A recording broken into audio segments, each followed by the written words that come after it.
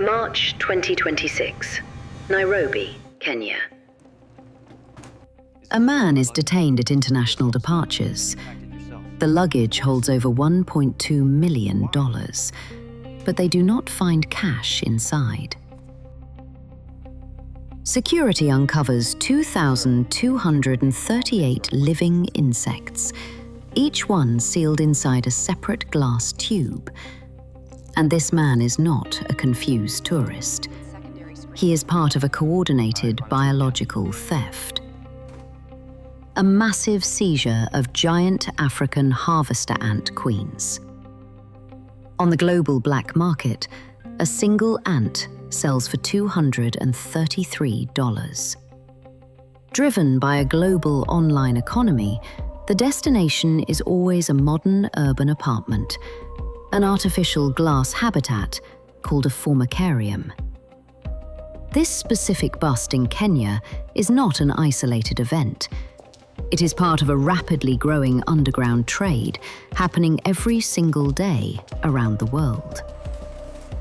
Tiny, live, exotic insects shipped silently through the mail. A creature you might step over on the street is now a lucrative asset. A perfectly functioning global supply chain. And the buyers are waiting. Buyers locate these exotic species in plain sight, through public forums and social media networks. Legal vendors sell starter colonies for $99 to collectors who want a piece of nature on their desk. China recorded 58,000 online sales in a single year, an entire legal economy built on ants. A lucrative black market runs in parallel, where syndicates arrange bulk purchases on the dark web, selling 10 African queens for $1,000. The Nairobi smuggler claimed he collected the insects by accident. By accident and stupidity, he told authorities. But the thousands of modified tubes prove exact intent. Because black market buyers demand live delivery. Collectors describe the hobby as therapeutic, a hyper-controlled connection to the natural world. But collectors cannot build functional colonies with only worker ants. Workers possess a critical biological limitation. They live for a few weeks and cannot reproduce. To power the artificial habitat, the colony requires an engine. They must capture the queen.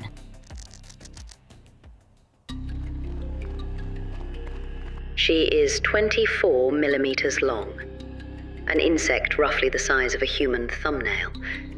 To international smuggling syndicates, she represents a perfect commodity, secured inside an aggressive underground fortress. The smuggler spent 2 weeks preparing for the extraction. He hired 3 local accomplices to track the underground networks. They bypassed millions of specialized soldier ants, digging directly into the chamber to extract the primary target. The required effort reflects the value density.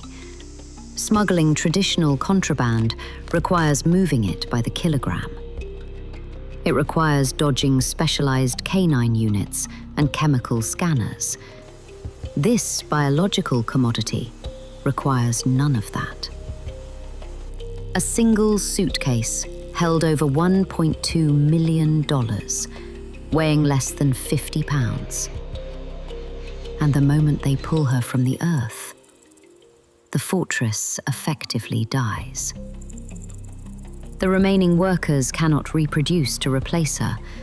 The colony operates on a blind countdown until total collapse. The smuggler executed 2,000 separate extractions, cracking 2,000 vaults in 14 days, leaving a trail of dead cities in the dirt. That underground destruction triggers a chain reaction. These colonies act as the maintenance crew of the grassland. A single large colony moves several kilograms of seeds annually. planting them deep into the soil to germinate. Their tunnel networks allow the earth to absorb flash floods. Without their engineering, the ground simply turns to concrete. When international authorities patrol the Savannah, they are looking for poaching networks, focusing almost entirely on stolen ivory and missing megafauna. The survival of those larger animals begins at the bottom, from the insects to the pangolins to the lions. Remove the foundation and the top starves. The ecological damage left behind is permanent, and the scale of the theft is multiplying rapidly. Authorities are witnessing a shift in wildlife crime. Global traffickers are targeting these unprotected foundational species, stealing the frogs, the termites, and the ants, because they are easier to hide from border security. Extracting them carries almost zero legal risk, and they generate millions of dollars in untraceable online profit, hiding completely in plain sight. The modern wildlife black market operates directly on public platforms. Traffickers leverage standard social media algorithms to find buyers. They disguise illegal sales as ordinary influencer content, using the comments section as a covert funnel. Sellers bypass automated security filters using coded language. Endangered star tortoises are actively auctioned as four-wheelers. Transactions quickly move to encrypted messaging apps, securing the sale far outside the reach of law enforcement. To ship the animal, syndicates launder the stolen wildlife. They exploit the legal exotic pet industry. A bred insect and a poached insect look completely identical. Traffickers simply mix wild-caught species into legal, documented shipments, allowing stolen ecological keystones to pass through international borders, delivered directly to a foreign front porch. What makes this trade invisible is how perfectly it mimics ordinary online shopping. Live animals are buried inside millions of everyday shipping boxes, moving quietly through the standard postal service. The sheer volume of the trade is impossible to track, leaving authorities completely overwhelmed. Wildlife trafficking operates as a $23 billion shadow economy, fueling an untraceable international supply chain. Generating $500 million in online exotic pet sales. Millions of animals are trafficked into the United States annually. International conservation treaties focus heavily on megafauna. Elephants and rhinos carry severe legal protections. Stealing them triggers a global law enforcement response. Small, ecologically vital species are completely ignored by global law. Physical border security is equally unequipped for the threat. Standard scanners cannot detect insects inside plastic medical syringes. Smugglers exploit these exact vulnerabilities for maximum profit. The man arrested in Nairobi carried a $1.2 million cargo. His maximum legal penalty was a $7,000 fine, less than 1% of the gross value. It functions as a minor operating expense. Authorities are fighting an organized war with the wrong tools. Millions of passengers move through global checkpoints every single day. This smuggler was caught carrying 2,000 biological assets. Consider how many identical suitcases cleared customs today.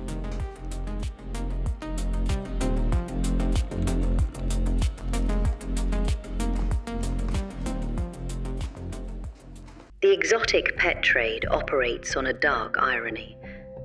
Buyers purchase these animals to connect with nature, Yet their demand systematically strips the wild bare. The infrastructure of this black market is finally under attack. Technology companies are directly targeting the digital supply chain, removing over 11 million illicit wildlife listings from public platforms. At physical borders, authorities are deploying artificial intelligence. Algorithms are trained to flag biological signatures of hidden wildlife, catching the exact organic shapes that standard equipment misses. But international legislation remains critically delayed. Global treaties only protect explicitly listed megafauna, leaving foundational ecosystems legally defenseless, allowing the base of the food chain to be strip-mined for profit. The technology exists, the legal will does not yet. But the ultimate solution requires a fundamental realization. The wilderness does not belong on a desk.